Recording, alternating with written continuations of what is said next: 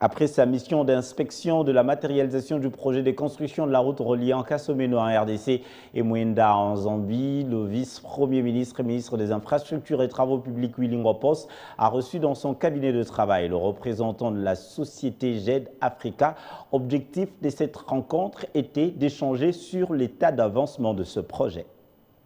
Pour palper du doigt la matérialisation du projet de construction de la route reliant Kasomeno en République démocratique du Congo et Mwenda en Zambie, que le vice-premier ministre, ministre des Infrastructures et Travaux publics, Willy Ngopos, avait fait le déplacement de cette partie du pays pour se rendre compte de l'état d'avancement de ces projets.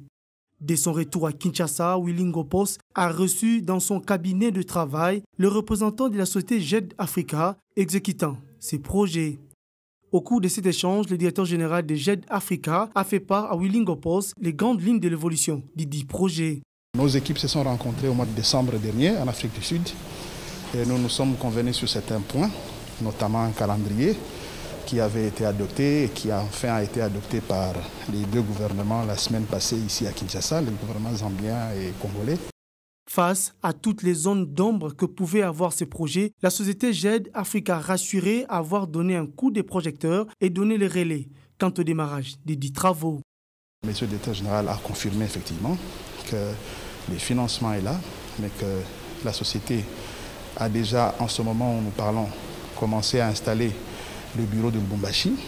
Il va également aussi voir la possibilité d'ouvrir notre bureau de liaison à Kinshasa, mais aussi à Kasenga pour faciliter les transports de la logistique et tout le reste. Nous avons également aussi confirmé à son Excellence, Monsieur le Vice-Premier ministre, qu'effectivement nous allons ouvrir un compte et que le directeur général est venu avec toute la documentation nécessaire pour ouvrir un compte en République démocratique du Congo. Et les fonds du management dans la partie congolaise seront logés ici en RDC dans une banque locale. Tel qu'il est convenu, les travaux doivent être lancé au plus tard le 30 juin 2021. La RDC et la Zambie, à travers leur ministère des ITPR, avaient procédé à la signature du document portant finalisation de la matrice de responsabilité et le chronogramme des activités en date du 27 janvier 2021. La RDC et la Zambie, à travers leur ministère des Infrastructures, avaient procédé à la signature du document portant la finalisation de la matrice des responsabilités et le chronogramme des activités. Sauf imprévu, la délégation congolaise sera reçue par les présidents zambiens incessamment.